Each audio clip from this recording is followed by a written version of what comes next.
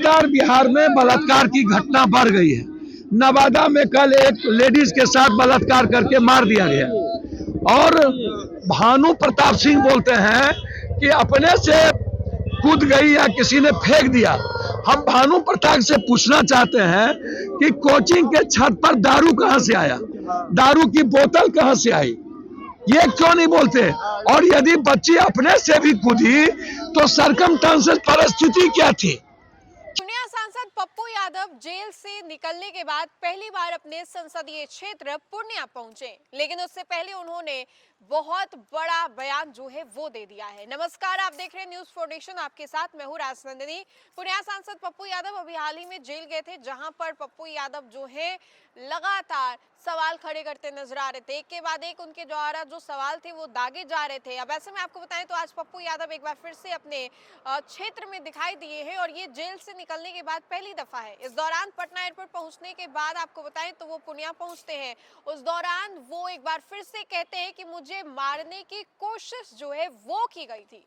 इतना ही नहीं, आपको बताएं तो पूर्णिया सांसद पप्पू यादव ये भी कहते हैं कि बेटियों के साथ जो दुष्कर्म हो रहा है ये थमने का नाम नहीं ले रहा है और सरकार जो है इसको बस देखते जा रही है। इसके अलावा उन्होंने कहा है कि किस तरीके से मुझे मारने की जो कोशिशें हैं वो की गई, जेल के अंदर भी, अस्पताल के अंदर भी, और फिर उसके बाद में जैसे तैसे करके बच के बाहर निकला। लेकिन बेटियों के लिए मुझे 1000 दफा जेल जाना पड़े, अस्पताल में भर्ती होना पड़े, मैं तैयार हूँ। आइए हम आपको सीधे सुनवाते क्या कुछ कह रहे हैं पूर्णिया सांसद पप्पू यादव।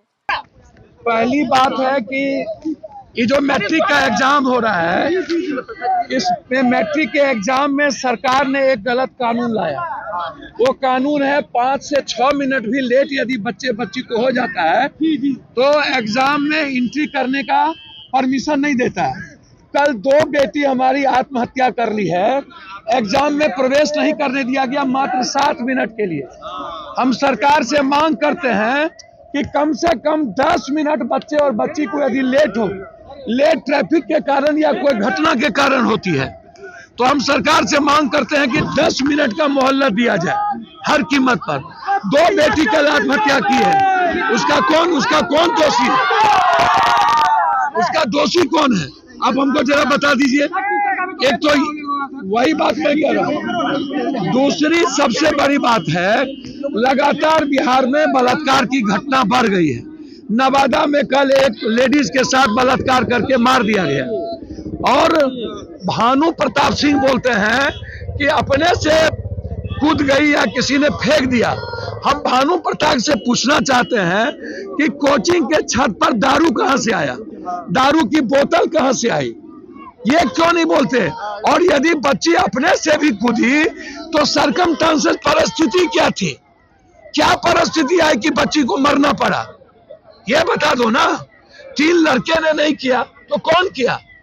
तीसरी चीज हम बार बार कह रहे हैं कि सबसे पहले पीएमसीएच के डॉक्टर नीलू हॉस्टल के जो वो लेडीज है और प्रभात का डॉक्टर और जो जिसके हाथ सबसे पहले गया उस डॉक्टर को बुलाओ और पूछो कि बलात्कार हुआ या नहीं नीड्स की बच्ची के साथ, और यदि बलात्कार हुआ तो ऑकरेंस प्लेस कहां है और कौन लोग हैं।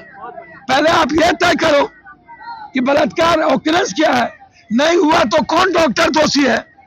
और मैं बार बार कह रहा हूं कि प्रभात के आईसीयू में हमारी बच्ची को नींद की सुई दे करके मार दिया गया। डॉक्टर सतीश की मिलीभगत है और इसमें बहुत लोग हैं, बहुत क्लियर है।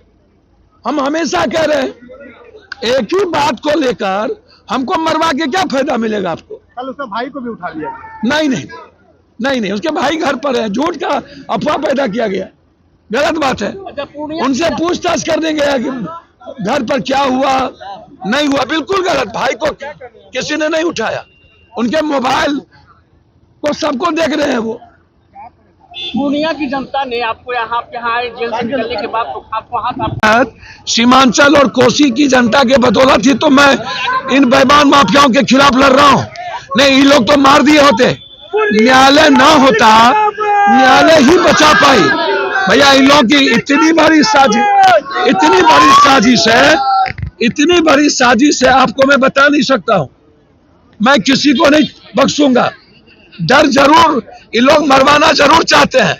ये कोचिंग माफिया, कुछ कोचिंग माफिया, मेडिकल माफिया और हॉस्टल के मालिक और कुछ नेता मिल करके 7 करोड़ रुपया मरवाने के लिए क्रिमिनल को दिया है। कौन नेता है?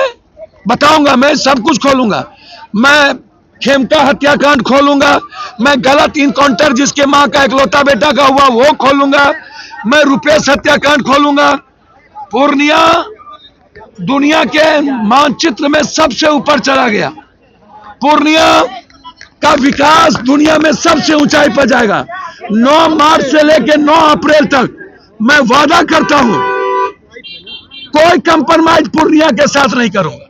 बखूबी आपने सुना कि पप्पू यादव ने क्या कुछ कहा। वैसे मैं आपको बताएं तो पप्पू यादव ने कहा कि इन लोगों ने 7 करोड़ की सुपारी पप्पू यादव को मारने के लिए दी थी, लेकिन कोर्ट ने हमें बचा लिया। उन्होंने कहा कि जिस तरह बेटियों के साथ लगातार दुष्कर्म और हत्याएं हो रही हैं, उसके खिलाफ बोलते रहेंगे और उनकी आवाज को कोई बंद नहीं कर सकता। पप्पू यादव जो है उन्होंने कहा कि जो करना है कर ले, और बिहार की बेटियां जो है वो सुरक्षित है। रोज बलात्कार के बाद जो हत्याएं हैं वो हो रही है। पीएमसीएच के डॉक्टर जो है राक्षस होते जा रहे हैं। ऐसे में डॉक्टर और कोचिंग माफियाओं के खिलाफ उनकी आवाज जो है वो दबने वाली नहीं है। तो ऐसे में आपको बताएं तो हमने आपको सुनवाया कि पप्पू यादव ने क्या कुछ कहा और किस तरीके से जेल के निकलने के बाद वो पहली दफा अपने संसदीय क्षेत्र पूर्णिया पहुंचते हैं। पहुंचने के बाद उन्होंने बड़ा हमला जो है वो किया। क्या कुछ कहते नजर आ रहे थे पूर्णिया सांसद पप्पू यादव। तो फिलहाल के लिए इस खबर में इतना ही। खबरों का सिलसिला लगातार जारी रहेगा। देखते रहे न्यूज़4नेशन। बहुत बहुत शुक्रिया।